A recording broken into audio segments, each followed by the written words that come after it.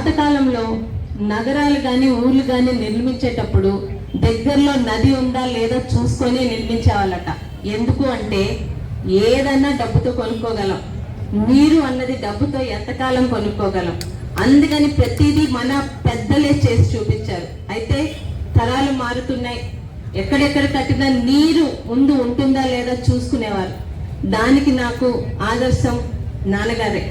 ఆయన ఎమ్మెల్యే అయిన కొత్తలోనే మందసా మండలానికి కళింగదళ డబ్బా సింగ్ దామోదర్ సాగర్ తీసుకొచ్చి, అప్పుడు ఆయన ఎమ్మెల్యేగా ఉన్న పలాస మండలానికి వరహాలగడ్డ, అదేవిధంగా అప్పుడు ఓన్లీ పలాస మాత్రమే నాన్నగారు ఎమ్మెల్యేగా ఉన్నప్పుడు ఆయన చేతిలో ఉండేది, కాశీబుగ్గా ఉండేది కాదు. అలాంటిది అంటే ముందు నీటి వనరులు సమృద్ధిగా ఉంటే ఆ ప్రాంతం కలకల్లాడుతూ ఉంటుందని అమలు చేసి చూపించిన వ్యక్తి నా తండ్రి గౌతు శ్యామసుందర్ శివాజీ గారు. అలాగే ఆయన 2014లో ఎమ్మెల్యే అయినప్పుడు కొత్తగా వజ్రపుత్తూరు కాశీబుగ్గ ఆయన ఎమ్మెల్యేగా ఆయన ప్రావిన్స్ లోకి వచ్చినప్పుడు మొట్టమొదటి ఆయన ఆలోచించింది వీటికి నీటి వనరులు ఎలాగా అని కూడా మళ్ళీ ఆయన అదే ఆలోచించారు. అప్పుడు స్వర్గీయ అప్పయ్య దొర గారు సంకల్పించి ఆగిపోయిన ఆఫ్ షోర్ అన్నది ఆయన దృష్టికి వచ్చింది. ఆఫ్ షోర్ గురించి ఆయన సొంత పార్టీ మీదే ఎలాంటి యుద్ధం చేశారో మీకు తెలుసు. ఎందుకని ఆ మాట అనుకున్నానంటే, పొగిడేస్తే పదవులు వచ్చేస్తాయి అనుకున్న కాలంలో నాకు పదవి వచ్చినా రాకపోయినా ఎమ్మెల్యేగా 6 సార్లు గెలిపిస్తున్న జనానికి నేను ఈరోజు సొంత పార్టీ పైన యుద్ధం చేసి ఈరోజు నేను తీసుకొస్తానని ఆయన ఆదర్శంగా ముందుకెళ్లారే. అదే ధైర్యం, అదే ఆదర్శం ఈరోజు నాకు ముందుకు నడిపిస్తుంది. ఆయన ఈరోజు చాలా మంది గతంలో ఇక్కడికి వచ్చేటప్పుడు నాకు నా తండ్రి తల్లి ఒకటే చెప్పి తీసుకొచ్చారు, ఒక మంచి కార్యక్రమానికి వెళ్తున్నాం, ఎవరిని విమర్శ చెయ్యొద్దు, నువ్వు వెళ్ళిన కార్యక్రమాన్ని చెప్పి రామని. అందుకే నేను విమర్శల జోలికి వెళ్ళట్లేదు. అయితే 2 ప్రశ్నలు తర్వాత అడుగుతానండి. ఇక్కడికి వచ్చినప్పుడు ఎందుకు చెప్తున్నానంటే, 5 సంవత్సరాలు గౌతు కుటుంబం ఏం చేసింది అని మాట్లాడుతున్నారే. అభివృద్ధి అనేది మనం చెప్పుకుంటే కాదు, కళ్ళతో చూసే ప్రజలకి తెలుస్తుంది.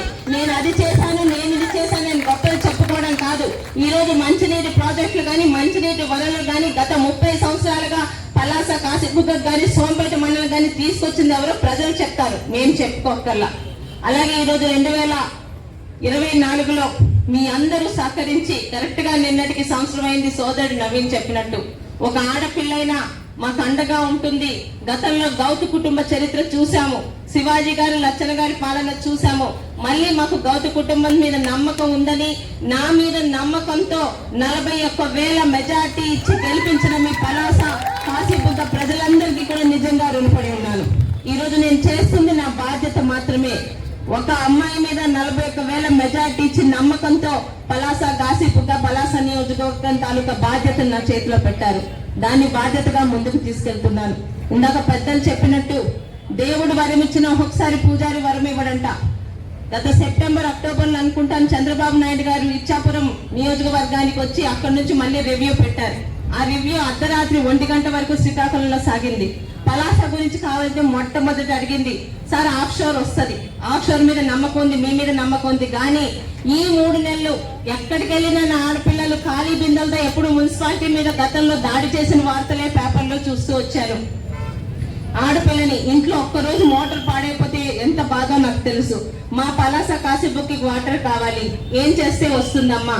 ఆఫ్ షోర్ రావడానికి టైం ఉంది కాబట్టి మీరు ఇప్పుడు ఎలాగో గ్రామాలకి జేజేఎం మీద ఓన్లీ మండలాలకి పంచాయతీ రాజ్ కింద మీరు RWS వర్క్ చేయిస్తున్నారు, వాటి నుండి